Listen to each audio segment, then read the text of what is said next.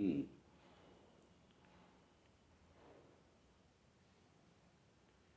प्रभु यीशु क्रिस्त में मेरे प्रियजनों, आप सबों को जय यीशु। हम बीते कई दिनों से मां मरियम की मध्यस्थता से प्रभु यीशु से हमारे लिए, हमारे परिवारों के लिए, इस संसार के लिए ईश्वरीय वरदान पाने की इच्छा के साथ अपने आप को अर्पित करते आ रहे हैं। प्रभु यीशु कलवारी पहाड़ पर, क्रूस पर अपने आप को बलि चढ़ाते हुए हमारी मुक्ति योजना को पूरा करने के लिए पिता परमेश्वर की इच्छा के साथ उस दर्दनाक मृत्यु को अपनाते हुए प्रभु यीशु ने अपनी मां को हमारी मां बनाई। प्रभु यीशु ने कहा, यूहन्ना का सुसमाचार अध्याय 19 अनुवाक्य 26 और 27 में हम पढ़ते हैं, ईसा ने अपनी माता को और उनके पास अपनी शिष्य को, जिसे वह प्यार करते थे, देखा। उन्होंने अपनी मां से कहा, भद्रे, यह आपका पुत्र है। इसके बाद उन्होंने उस शिष्य से कहा, यह तुम्हारी माता है। उस समय से उस शिष्य ने उसे अपने यहाँ आश्रय दिया। हम विश्वास करते हैं मां मरियम हमारे मुक्तिदाता प्रभु यीशु की मां है। मां मरियम कलीसिया की मां है। मां मरियम हम सबों के समस्त संसार की मां है। प्रभु यीशु ने उतनी भारी प्राण पीड़ा सहते हुए हमारे बारे में सोचकर अपनी मां को हमारी मां बनाई। यूहन्ना का सुसमाचार अध्याय 14 अनुवाक्य 18 में हम पढ़ते हैं, प्रभु यीशु ने बताया, मैं तुम लोगों को अनाथ छोड़कर नहीं जाऊंगा, मैं तुम्हारे साथ रहूंगा। इस संसार से पिता परमेश्वर की योजना को पूरा करते हुए पिता के पास लौटने का वक्त आया। उस समय प्रभु यीशु ने हमें बताया, मैं तुम लोगों को अनाथ छोड़कर नहीं जाऊंगा। हमें कभी अनाथ छोड़कर प्रभु यीशु नहीं जाते हैं।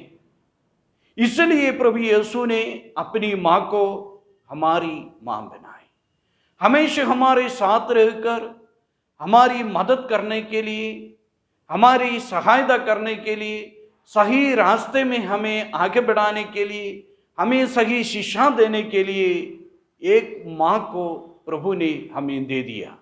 वह हमारी मां मरियम है। पवित्र कुंवारी मरियम हमारी मां है। यूहन्ना का सुसमाचार अध्याय 14 अनुवाक्य 16 में हम पढ़ते हैं, प्रभु यीशु ने कहा, मैं पिता से प्रार्थना करूंगा और वह तुम्हें एक दूसरा सहायक प्रदान करेगा जो सदा तुम्हारे साथ रहेगा। हमेशा हमारे साथ रहकर हमारी मदद करने के लिए प्रभु यीशु ने एक दूसरा सहायक को हमें दिया है, वह है पवित्र आत्मा।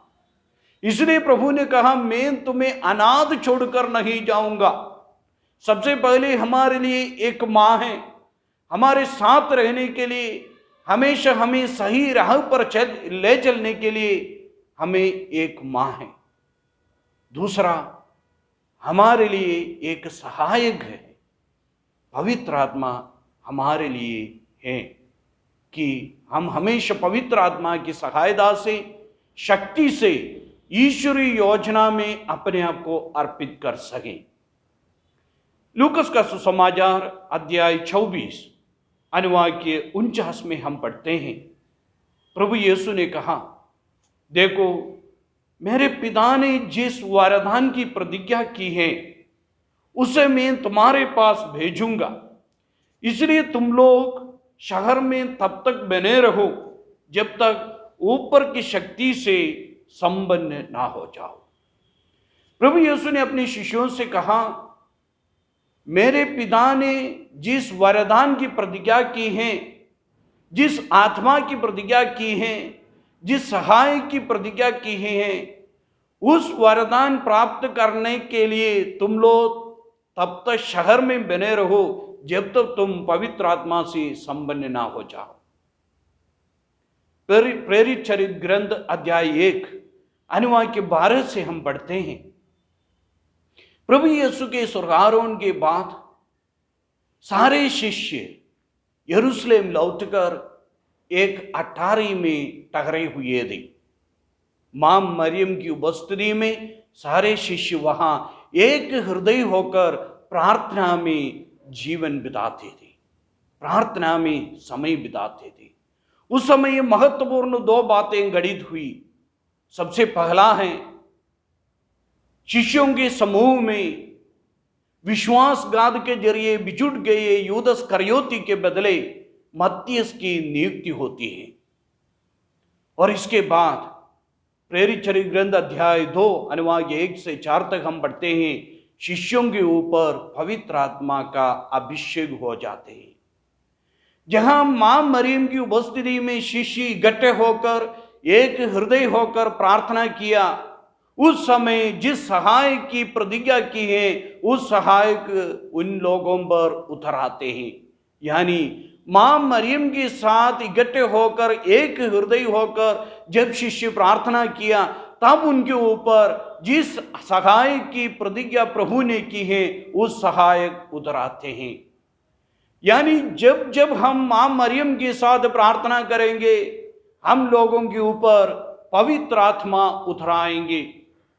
यानी हम कह सकते हैं, यदि हमें पवित्र आत्मा की अभिषेक की जरूरत है, हमें मां मरियम के साथ ईश्वर की संगति में अपने आप को अर्पित करना है।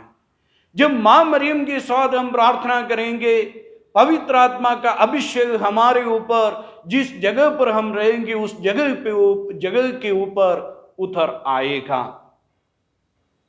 लूकस के सुसमाचार अध्याय 1 अनुवाद के 41 में हम पढ़ते हैं, जब मां मरियम एलिजबेथ से मिलने गई, वचन में लिखा है, जो ही एलिजबेथ ने मरियम का अभिवादन सुना, बच्चा उसके गर्भ में उछल पड़ा और एलिजबेथ पवित्र आत्मा से परिपूर्ण हो गई। वचन में स्पष्ट लिखा है, जब एलिजबेथ के कानों में मां मरियम की अभिवादन पड़ी, तब एलिजबेथ के गर्भ में बच्चा उछल पड़ा और एलिजबेथ पवित्र आत्मा से पूरित हो गई। यानी मां मरियम की उपस्थिति में पवित्र आत्मा का अभिषेक होता है। तो इसलिए जब भी हम मां मरियम के साथ प्रार्थना करेंगे, मां मरियम के साथ मिलकर ईश्वर की उपस्थिति में अपने को अर्पित करेंगे, पवित्र आत्मा का अभिषेक हमें मिलता है। जब एलिजबेथ पवित्र आत्मा से परिपूर्ण हो गई, तब क्या हुआ, यह भी महत्वपूर्ण बात है। वचन में लिखा है, वह ऊंचे स्वर से बोल उड़ी, आप नारियों में धन्य हैं और धन्य है आपके गर्भ का फल। देखिए, एलिजबेथ ऊंची आवाज में बोली, पवित्र आत्मा का अभिषेक से ऊंची आवाज में घोषणा की, आप नारियों में धन्य है आपके गर्भ का फल। मरियम को एलिजबेथ ने कहा, आप नारियों में धन्य हैं, आप ईश्वर की मां हैं। समझ लीजिए, पवित्र आत्मा का अभिषेक के बिना हम मां मरियम की आदर नहीं कर सकते। आज दुनिया में ऐसे कई लोग हैं, मां मरियम की तिरस्कार करते हैं, मां मरियम का कोई महत्व नहीं है ये लोग बताते हैं। इसका कारण ये है, उनके ऊपर पवित्र आत्मा का अभिषेक नहीं है। पवित्र आत्मा का अभिषेक मिलने वाले व्यक्ति हमेशा घोषित करेंगे, आप नारियों में धन्य हैं, आप हमारी मां हैं, ईश्वर की मां हैं, कलीसिया की मां हैं। ये सत्य को घोषणा करेंगी। पवित्र आत्मा के बिना हम यह स्वीकार नहीं कर पाएंगे। और दूसरी बात, एलिजबेथ ने पुकार उठी, आपके गर्भ का फल धन्य है, धन्य है आपके गर्भ का फल। यानी प्रभु यीशु की आराधना, प्रभु यीशु को धन्य कहना पवित्र आत्मा के बिना असंभव है। और पवित्र आत्मा हमें तब तक नहीं मिलेंगे जब तक हम मां मरियम के साथ इकट्ठे होकर प्रार्थना नहीं करेंगे। इसलिए कलीसिया हमें सिखाते हैं, मां मरियम की मध्यस्थता से हमें ईश्वर की संगति में जाना है, प्रार्थना करना है। मां मरियम की उपस्थिति का अनुभव हम रोजरी माला प्रार्थना करते समय हमारे जीवन में हम अनुभव करते हैं। एलिजबेथ ने जो शब्द कहा, आप नारियों में धन्य हैं, धन्य है आपका गर्भ का फल, यह प्रार्थना हम बार बार रोजरी माला में दोहराते हैं। जब हम इस प्रार्थना को दोहराते हैं, हमें अनुभव करना है हमारे ऊपर पवित्र आत्मा का अभिषेक हो रहा है। पवित्र आत्मा का अभिषेक से हम ये प्रार्थना करते हैं। यदि हम इस प्रार्थना का मतलब समझते हुए विश्वास के साथ ये प्रार्थना करते हैं, तब समझ लीजिए हमें पवित्र आत्मा का अभिषेक है। यदि हम बिना अनुभव करते हुए केवल मुख से हम इस प्रार्थना को दोहराते हैं, बोलते हैं, तो हमारे ऊपर आत्मा का अभिषेक नहीं है। हम विश्वास के साथ दिल से इसकी घोषणा नहीं करते।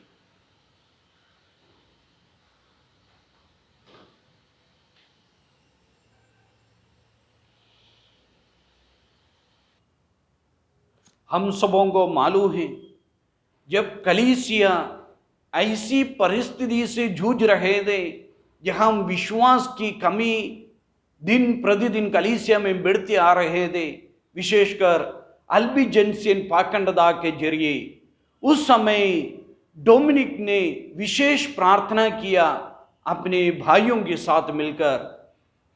हमारा विश्वास है, कलीसिया का विश्वास है, उस समय मां मरियम उनके सामने प्रत्यक्ष हो गई और रोजरी माला प्रार्थना करने की आवश्यकता के बारे में उन्हें समझाया और इस महत्वपूर्ण प्रार्थना हमें दिया है 13वीं सदी में।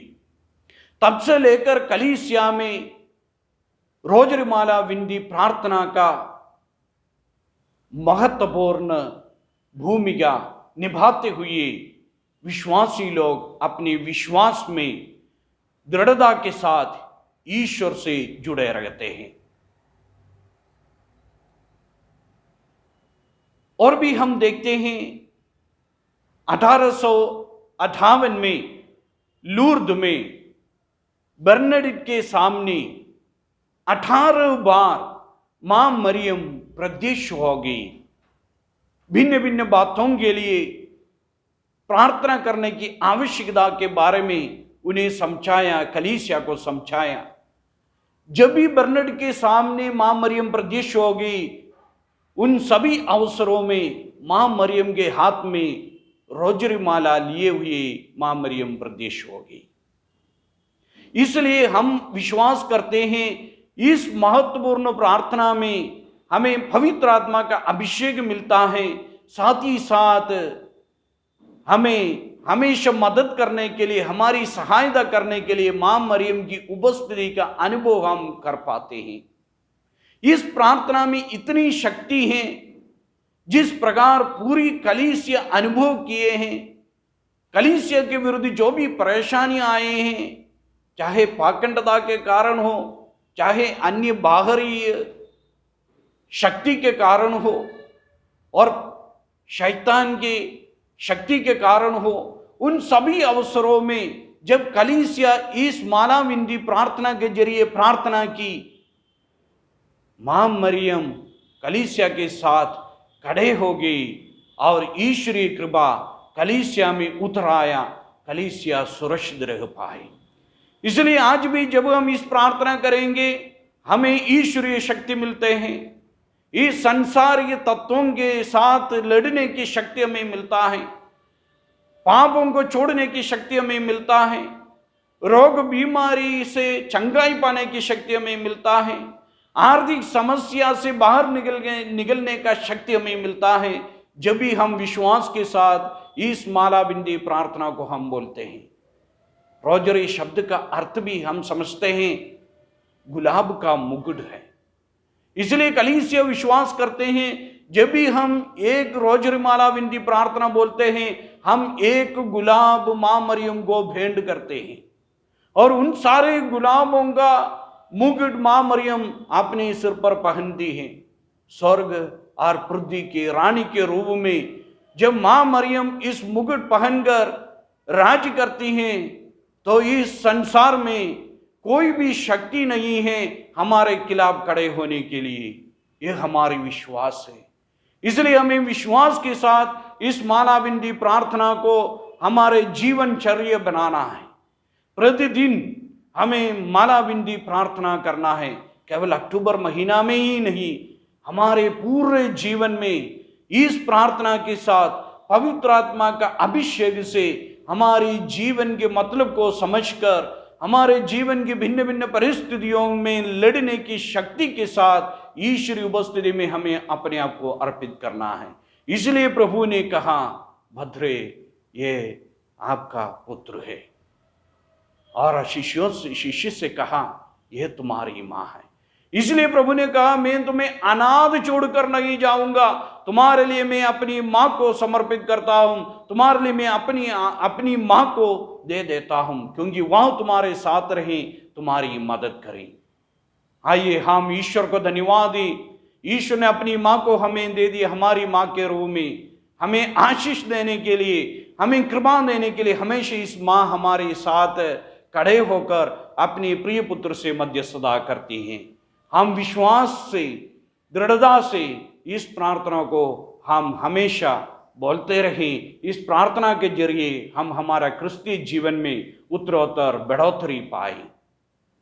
आइए हम एक पल ईश्वर को धन्यवाद देते हुए, मां मरियम के प्रति ईश्वर को धन्यवाद देते हुए, मां मरियम की मध्यस्थता से जो भी आशीष हमें मिली हैं उन सबों के लिए धन्यवाद देते हुए अपने आप को पूर्ण रूप से अर्पित करें। हे सर्वशक्तिमान पिता परमेश्वर, हम आपको धन्यवाद देते हैं। हे प्रिय प्रभु यीशु, हम आपकी स्तुति करते हैं, आपको धन्यवाद देते हैं। मां मरियम की मध्यस्थता से जो भी आशीष आपने हमें बरसाए उन सबों के लिए हम धन्यवाद देते हैं। हमारे जीवन को, हमारे परिवार को, इस समस्त संसार को हम समर्पित करते हैं। मां मरियम की मध्यस्थता से हमेशा आपकी संगति में, आपकी उपस्थिति में रहने की कृपा हमें दीजिए। पापों को नष्ट करने, पाप की वासना को दूर करने की शक्ति हमें मां मरियम की मध्यस्थता से प्रदान कीजिए। सर्वशक्तिमान पिता परमेश्वर, प्रभु यीशु क्रिस्त और हमारे सहाय पवित्र आत्मा हम सबों पर, हमारे परिवारों पर हमेशा बने रहे और हमें आशीष प्रदान करे, अब, सदा और सर्वदा। आमीन।